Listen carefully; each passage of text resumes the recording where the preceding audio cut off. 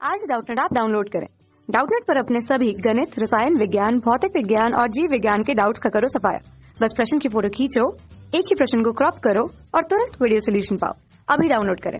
प्रत्यावर्ती धारा डायनामो का वर्णन निम्नलिखित शीर्षकों के अंतर्गत कीजिए। कार्यविधि। तो दोस्तों कार्यविधि की बात करें प्रत्यावर्ती धारा डायनामो के, तो सबसे पहले चित्र में देखते हैं, ये है डायनामो। ठीक है, तो डायनामो का कार्य क्या होता है?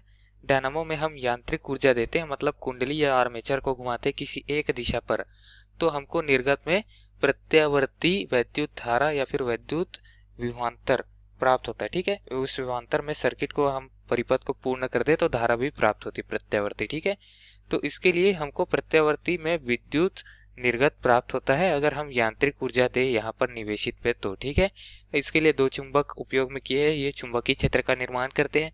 फिलहाल इसको घुमा नहीं रहे हैं अभी, तो यहाँ पर चुंबकीय क्षेत्र कुछ इस तरीके से है और कुंडली में बद्ध चुंबकीय फ्लक्स क्या है?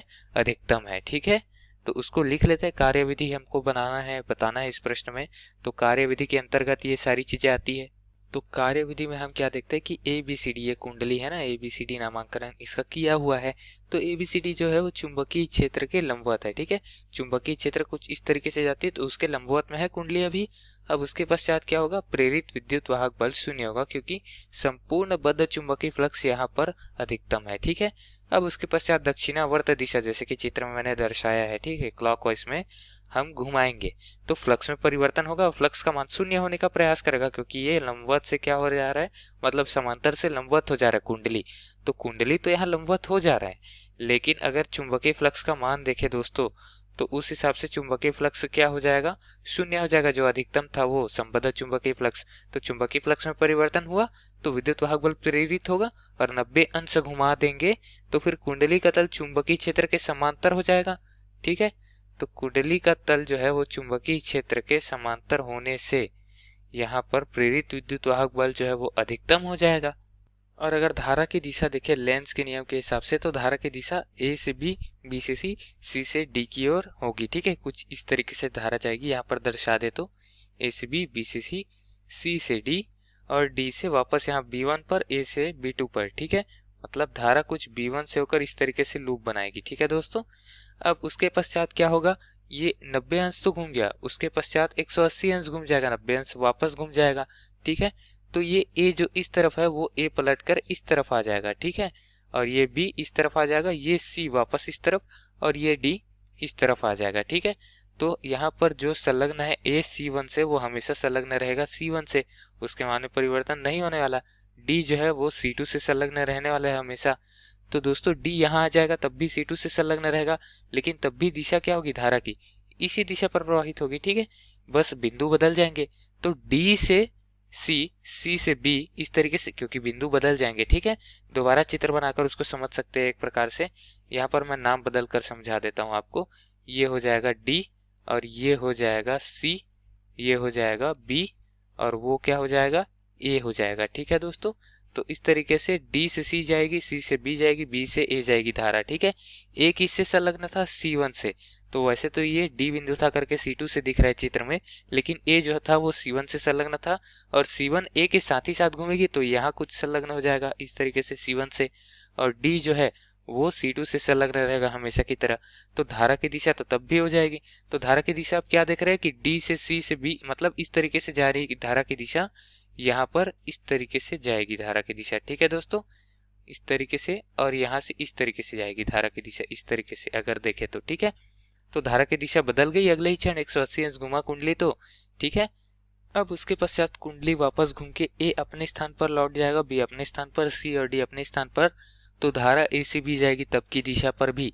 तो धारा इस तरीके से लूप कैसे बना रही है? अब देख रहे हैं कि लूप कुछ इस तरीके से बना रही है। ठीक है, पिछले बार लूप किस तरीके से बना रही थी दोस्तों? कुछ इस तरीके से बना रही थी।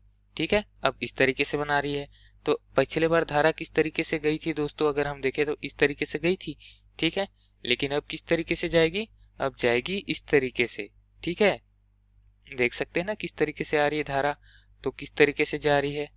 ठीक है, पिछले बार से जस्ट विपरीत है, तो धारा का मान यहाँ पर विपरीत होगा।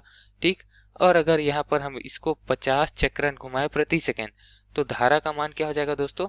कुछ इस तरीके से 50 बार ऊपर नीचे होगा। ठीक है, तो 50 हर्ट्ज की आवृत्ति ले सकते हैं यहाँ पर, धारा का और वही प्रत्यावर्ती धारा हो जाएगा, क्योंकि यहाँ पर धारा का मान लगातार बदल रहा है। ठीक है, तो इस तरीके से ये जो धारा उत्पन्न होगी इस डायनामो में वो रहेगी प्रत्यावर्ती धारा। तो यही तो कार्यविधि था ना।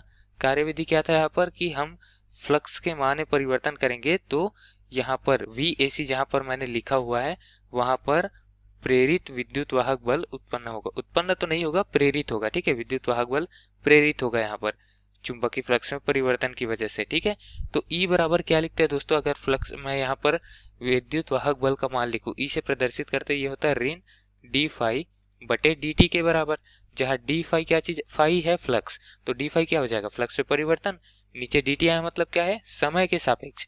तो समय के सापेक्ष फ्लक्स में परिवर्तन जो होता है विद्युत वाहक बल के बराबर होता है।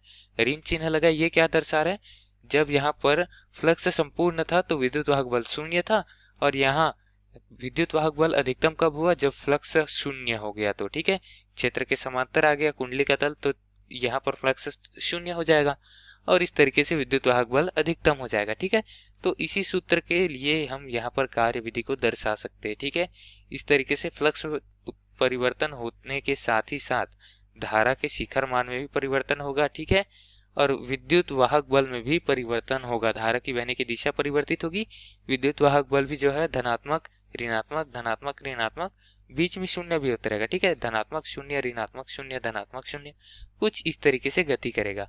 तो यही हमारा कार्य विधि है दोस्तों दिए गए प्रश्न के लिए। धन्यवाद। कक्षा 6 से 12वीं से लेकर नीट, IIT, JEE वो एडवांस के लेवल तक 1 करोड़ से ज्यादा छात्रों का भरोसा। आज ही डाउनलोड करें डाउटनेट ऐप या व्हाट्सएप करें अपने सारे डाउट्स 8400 400 400 पर।